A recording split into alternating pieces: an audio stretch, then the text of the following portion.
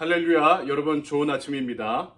1월 12일 금요일인데요. 오늘도 하루 한 말씀을 함께 시작하면서 주님과 동행하는 축복의 하루를 함께 보내시기 바랍니다. 오늘부터 우리는 여호수아의 말씀을 함께 보려고 하는데요. 독일의 구약학자였던 폰 라드라는 사람이 창세기, 출애굽기, 레위기, 민수기, 신명기까지를 모세 오경이라고 하는데 여호수아까지 포함해서 육경이라 이야기해야 된다. 육경서를 주장한 적이 있었습니다. 왜냐하면 창세기에 아브라함의 일가에게 가나안 땅을 하나님께서 약속하셨기 때문에 여호수아를 통해 그 약속이 성취되는 모습을 이야기하고 있기 때문이다 라고 말씀하는 거죠. 그러니까 땅의 약속과 땅에 대한 그 약속의 성취라는 측면에서 오경이 아니라 육경이 되어야 된다 이렇게 이야기했던 적이 있습니다. 그 정도로 여호수아서는 이스라엘 역사에서 매우 중요한 위치를 점하고 있다 이렇게 이야기할 수 있죠. 모세를 통해 출애굽 1세대가 가나안 땅을 향해 가기 시작했죠. 하지만 출애굽 과정에 일어났던 이스라엘의 범죄 때문에 출애굽의 1세대는 여호수아와 갈렙만을 제외하고 가나안 땅에 들어가지 못합니다. 그러니까 여호수아를 통해서 오늘 가나안 땅에 들어가는 새로운 정착의 과정은 출애굽 2세대의 이야기이기도 합니다. 그리고 다른 측면에서 이야기한다면은 가나안 정착 1세대의 이야기다. 이민 1세대의 이야기다. 이렇게 이야기할 수도 있죠. 하나님의 약속이 어떻게 이루어져야 되는지, 그리고 출애굽 2세대, 그리고 이민 1세대가 이 가나안 땅에서 어떻게 하나님의 약속을 성취해 가는지 그 말씀을 이 여호수아를 통해서 함께 묵상하고자 합니다. 오늘 우리에게 주신 말씀은 여호수아 1장 1절로부터 9절까지인데요. 제가 봉독해 드리겠습니다. 여호와의 종 모세가 죽은 후에 여호와께서 모세의 수종자 눈의 아들 여호수아에게 말씀하여 이르시되 내 종 모세가 죽었으니 이제 너는 이 모든 백성과 더불어 일어나 이 요단을 건너 내가 그들 곧 이스라엘 자손에게 주는 그 땅으로 가라.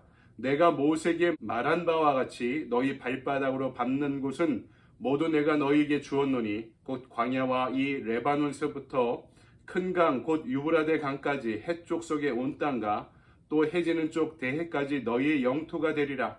내 평생에 너를 능히 대적할 자가 없으리니 내가 모세와 함께 있었던 것 같이 너와 함께 있을 것임이니라. 내가 너를 떠나지 아니하며 버리지 아니하리니 강하고 담대하라. 너는 내가 그들의 조상에게 맹세하여 그들에게 주리라 한 땅을 이 백성에게 차지하게 하리라. 오직 강하고 극히 담대하여 나의 종 모세가 내게 명령한 그 율법을 다 지켜 행하고 우로나 좌로나 치우치지 말라.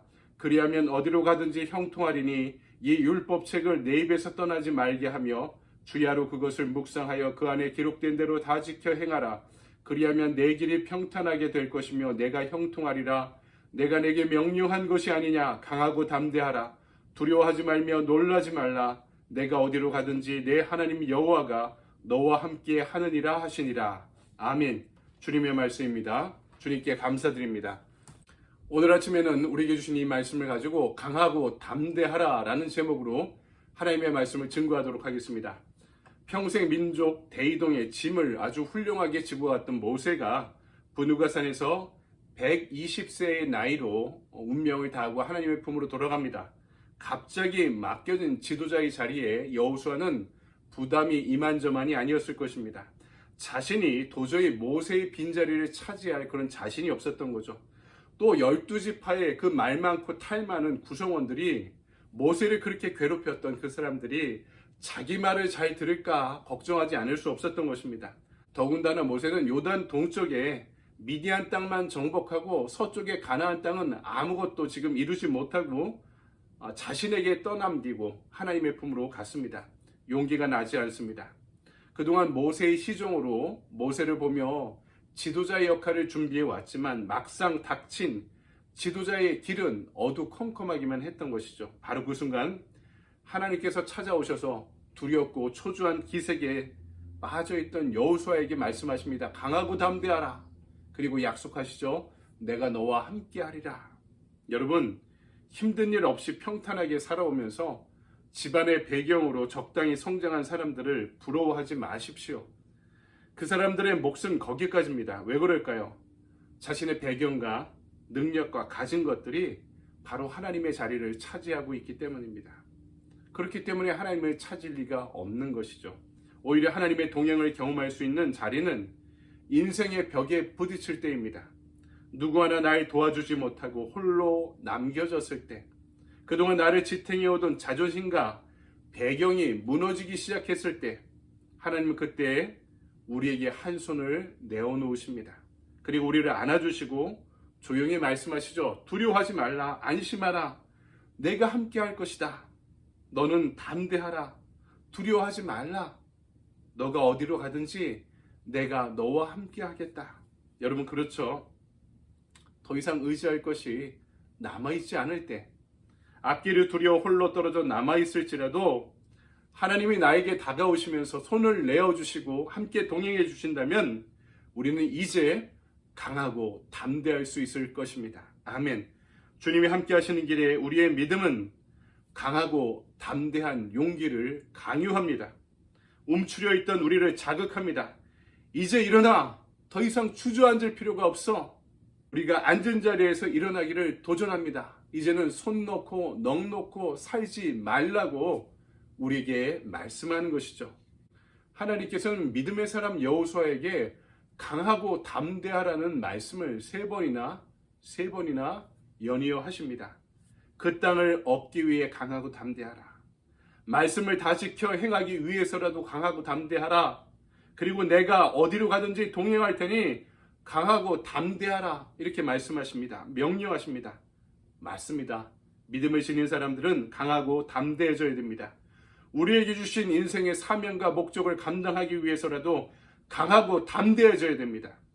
하나님의 말씀을 이 혼란한 어두운 세상 가운데 지켜나가기 위해서라도 강하고 담대해야 됩니다. 그리고 하나님의 동행하심을 확신한다면 당연히 강하고 담대해져야 하는 것이죠. 여러분, 우리가 강하고 담대할 수 있다면 우리 인생에 맡겨진 그 사명과 소명의 그 부담감을 극복할 수 있게 될 것입니다. 우리가 강하고 담대해질 수 있다면 그 말씀의 진리를 지켜 행할 수 있을 것입니다. 그리고 마지막 하나, 하나님의 동행하심을 확신하게 될 때 우리는 너무나 자연스럽게 강하고 담대해질 수 있을 줄 믿습니다. 아멘. 오늘 9절을 다시 보십시오. 내가 내게 명한 것이 아니냐. 마음을 강하게 하고 담대하라. 두려워하지 말며 놀라지 말라. 내가 어디로 가든지 내 하나님 여호와가 너와 함께 하느니라. 아멘. 여러분, 이 말씀은 바로 오늘 그리스도께서 저와 여러분에게 주시는 임마누엘의 축복의 약속인 줄 믿으시기 바랍니다. 나 홀로 놓여져 있지 않다. 하나님과의 끈끈한 관계에 내가 날마다 동행할 수 있다. 하나님이 나와 생사고래를 어제 말씀처럼 함께 하신다. 지금 약속하시는 거죠. 18세기 영국에서 이웃나라 프랑스처럼 유혈혁명이 일어나지 않은 이유는 두 가지 혁명이 함께 일어났기 때문입니다. 산업혁명과 신앙혁명인 감리교 운동이 일어났던 거죠. 그 감리교 운동은 사회적인 아노미에 빠져있던 영국 사회에 피가 아닌 성령의 운동을 일으키게 만들었던 원인이 되었습니다. 이것을, 이 신앙의 혁명을 주도했던 160cm가 조금 넘는 단신의 할아버지 성직자 존 웨슬리는 임종하며 마지막 유언을 이렇게 남겼습니다. 어제도 제가 알려드렸죠. 가장 좋은 것은 주께서 나와 함께 하십니다. 산업혁명 당시에 영국의 평균 수명이 40대 중반이었습니다. 근데 웨슬리는 2배가 넘는 88세를 살았는데요. 80평생의 임마누엘의 믿음으로 살아왔던 그였기에 볼품없는 작은 키에 호소력 부족한 내성적인 목소리에도 불구하고 위대한 성령의 능력으로 그의 생을 마감할 수 있었던 것입니다. 임마누엘. 여러분, 이것이 우리가 평생 붙잡고 살아야 될 신앙의 표가 되어야 하는 것입니다. 유명한 신앙 수필가인 헨리 무어 하우스의 글 이야기를 전해드리며 말씀을 마치고자 합니다.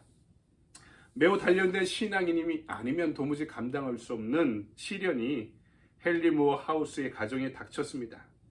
계속되는 어려움 가운데 너무나 진이 빠져 풀이 죽어 집에 돌아온 그를 응접실에서 놀고 있던 그의 딸이 아주 반갑게 맞이합니다.